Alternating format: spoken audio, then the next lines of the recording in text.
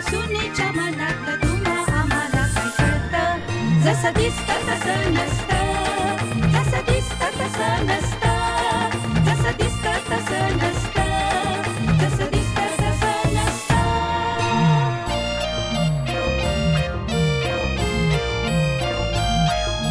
सासून खोड्या काढायला हव्या, सुनेन खोड्या मोडायला हव्या, दोघींच्या मनातलं गमतीचं नातं जसं दिसतं तसं नसतं, जसं दिसतं तसं नसतं, जसं दिसतं तसं नसतं, जसं दिसतं तसं नसतं. पोलीस सुद्धा काही तपास करू शकले नाहीत. पोलीस असे हसताय का? मुनीमजी, कोणाकडून तपासाची अपेक्षा करताय तुम्ही? अहो, तो जोग दंडे काय आणि काळ दाते काय, दोघेही आपल्या बाईसाहेबांसमोर हॅफॅ करत मान तुकून उभे राहतात.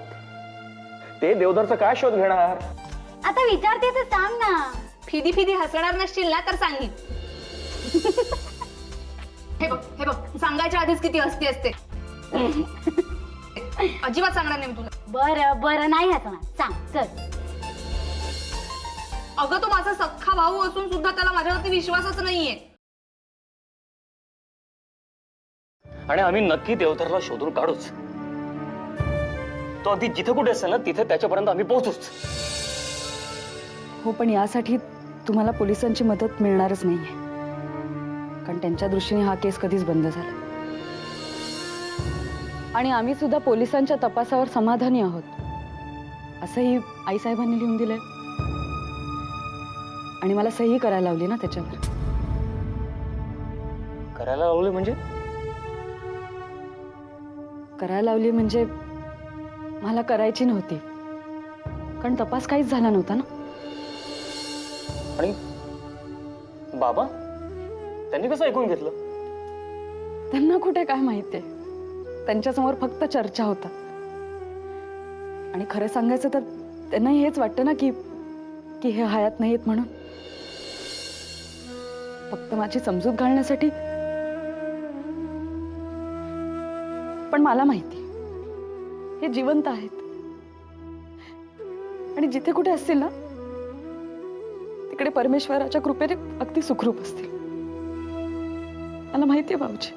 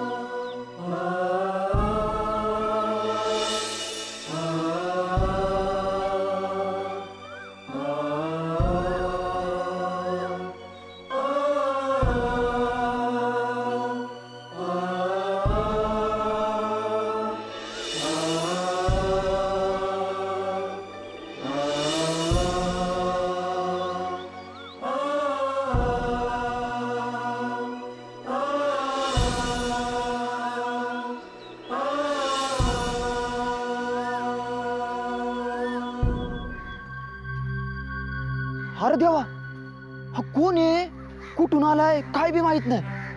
अरे परवाच्या पासून इथंच पडून आहे. हा तर चांगल्या घरचा दिसतोय. कुणावर काय वेळ येईल त्याचं त्याला ठाव. हे बाबा, अरे नाव गाव काय सांगशील का नाही? हा? अरे काहीच बोलत नाही. ए भाऊ, ए दादा. हा? अरे याचं तर अंग लय गरम आहे, लय ताप भरला याच्या अंगात. कसा सहन करतो देवालाच माहिती. काय करू, आपल्या बाजूला तर जायला हवं. अरे मग काय याला इथं सोडून जातो वय? थांब बोलतो. ए बाबा, अरे काय चहा बिस्कुट खातो का?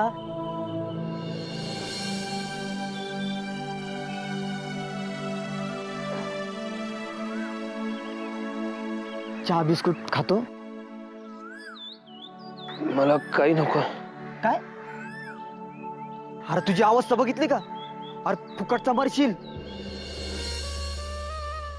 सुटेन एकदाच.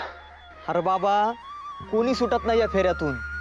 आता वाटल आपण सुटलोय, पण पुन्हा पुढचा डाव आहेच.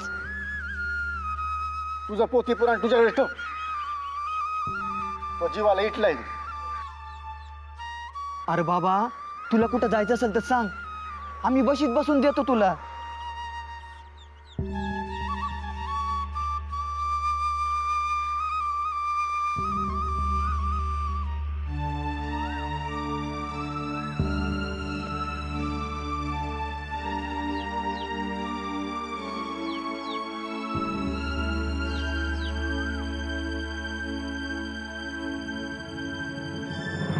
अरे अरे देवा, याची अवस्था लयच वाईट आहे.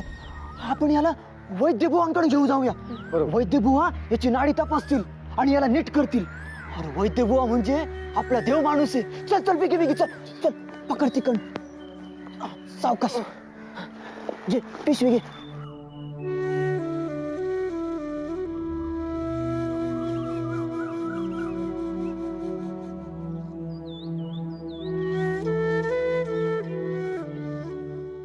जसं दिसतं तसं नसतं, जसं दिसतं तसं नसतं.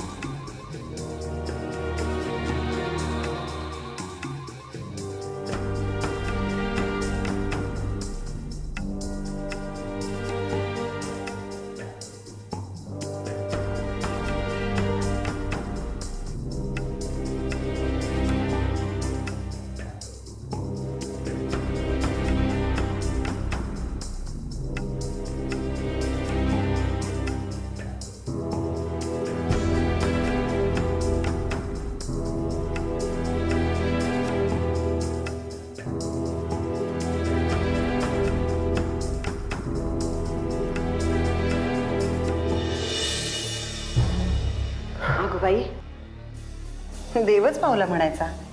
का बरं, काय झालं? मला वाटलं झोपलात की काय. हा.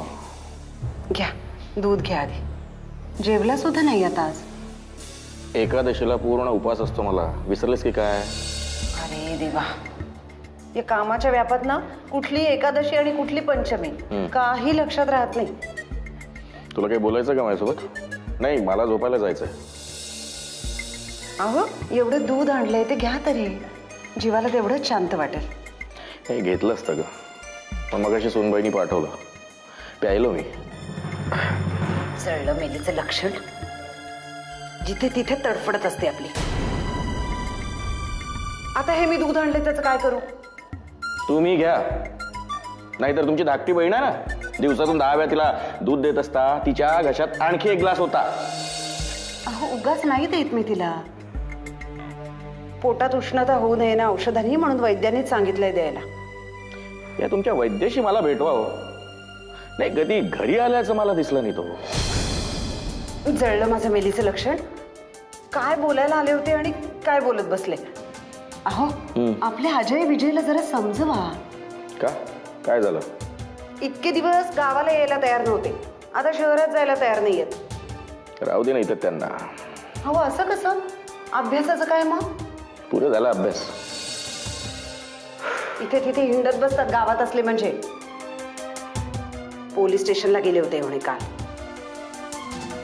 तर त्या देवधरला जाऊन 3 वर्ष झाली आहेत. आता काय त्याचा तपास लागणार आहे?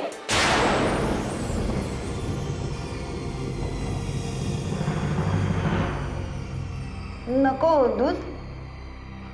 बरं बरं, ठेवून येते हा.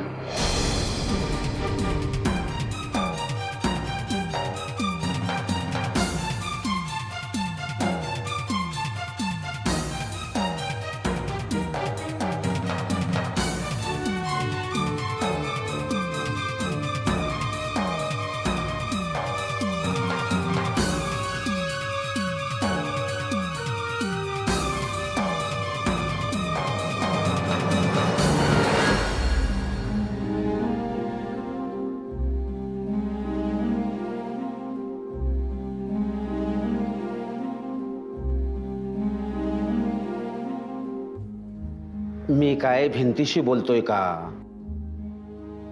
आणि तुम्ही मगाचपासून असे दोघे घुम्यासारखे काय बसलाय? माझा आहे का? मालकीणबाई आता घरात नाहीयेत म्हणून मी तुमच्याशी मोकळेपणाने बोलू शकतो. तुम्हाला खरंच विमलसाठी काही करायचं असेल ना, तर इथे घरात राहून काही करता येणार नाहीये. उलट घराबाहेर राहूनच काही करू शकता. या घरात काय चाललंय हे आम्हाला कळायलाच हवं. नुसतं कळून उपयोगाचं नाही. नको तो हट्ट धरू नका. आणि काय कळायला हवं तुम्हाला? मालकीणबाईंनी तुमच्या वहिनी जे काय दुर्दशा केले हे तुमच्या डोळ्यासमोर आहे.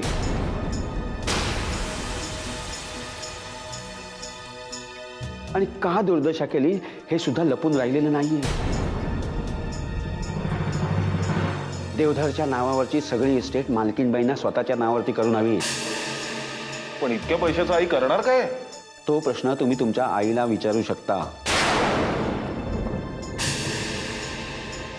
म्हणूनच म्हणतोय, तुम्ही इथे राहून उपयोगाचं नाही.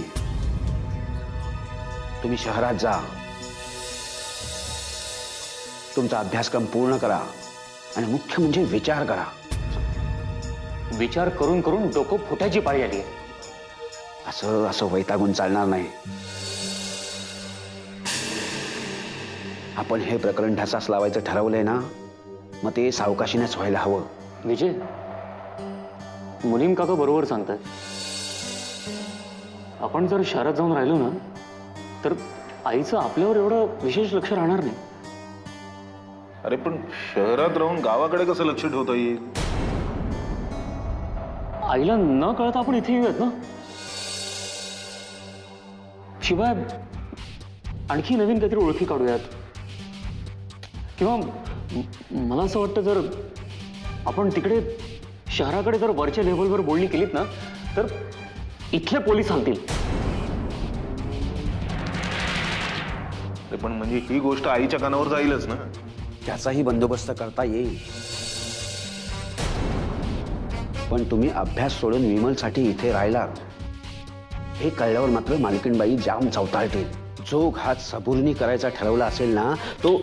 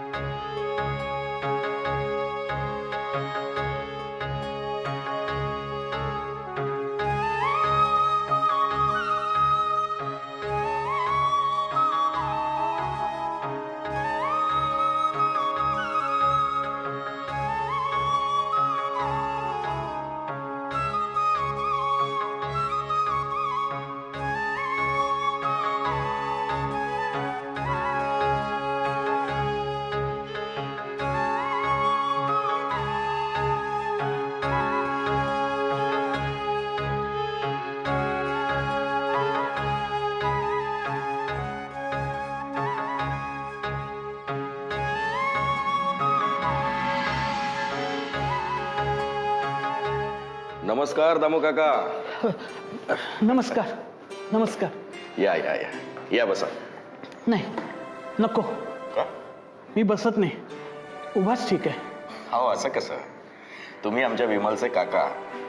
या बसूनच बोलूया. विमलला बोलवतो मी. नाही नको, आधी तिला नका बोलवू.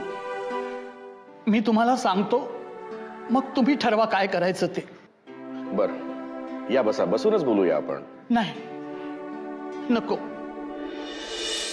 बाईसाहेबांनी घरात पाऊल टाकायचं नाही म्हणून बजावलं होतं, तरीही मी आलो. पण मी आल्याची शिक्षा आमच्या मुलीला होऊ देऊ नका म्हणजे झालं. बर काय काम काढलं? नाही, काही काम नव्हतं, पण आकुर्डी येऊन सांगावा आला होता मला. कसला सांगावा? एक आजारी इसम तिथे वैद्यभुवांच्या आश्रयाला आलाय आणि तो जावई बापूंसारखा दिसतो असं पाहणाऱ्यांचा अंदाज आहे. जीवाला विटलाय तो. जीवाला विटलाय? नाही, जीवाला विटलाय तर तो देवधरच असणार.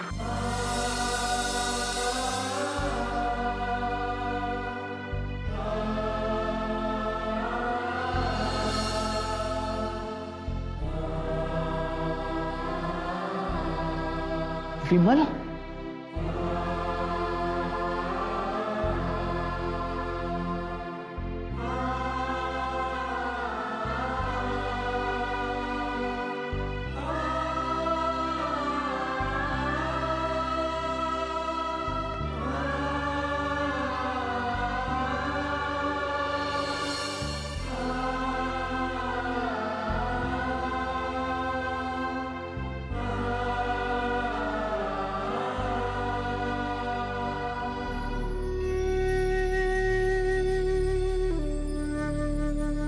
पोरी, काय ही तुझी अवस्था?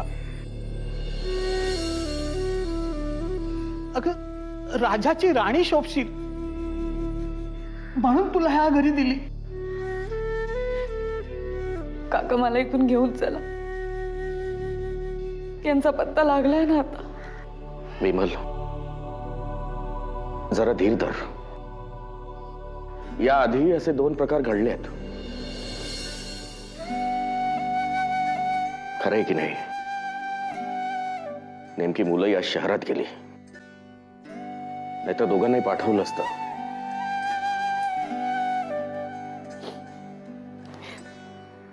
काका, मी तुम्हाला एक विनंती करते. बोल बोल पोरी, काय करू मी? यांचा जर का पत्ता लागला तर इथे सांगायला येऊ नका. विमल, अगं असं का म्हणतेस? खरं तेच म्हणते. ते जर का जिवंत ते कळलं तर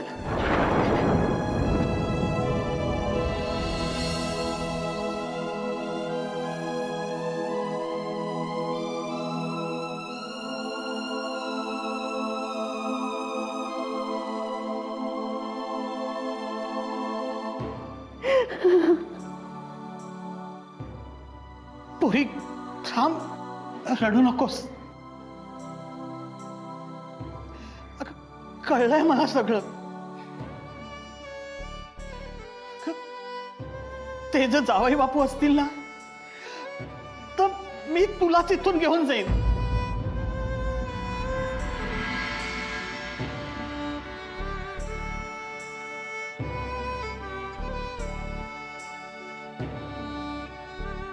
नाहीतरी जीवावर येणार आहे वैभव तरी काय कामाचं?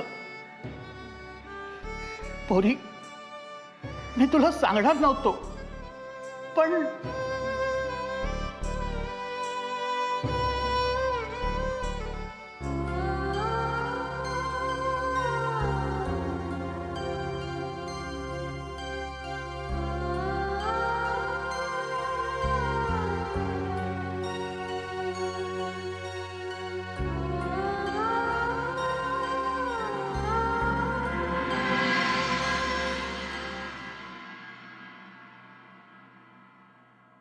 सकाळी सकाळी तोंड वर करून कुठे निघालीस?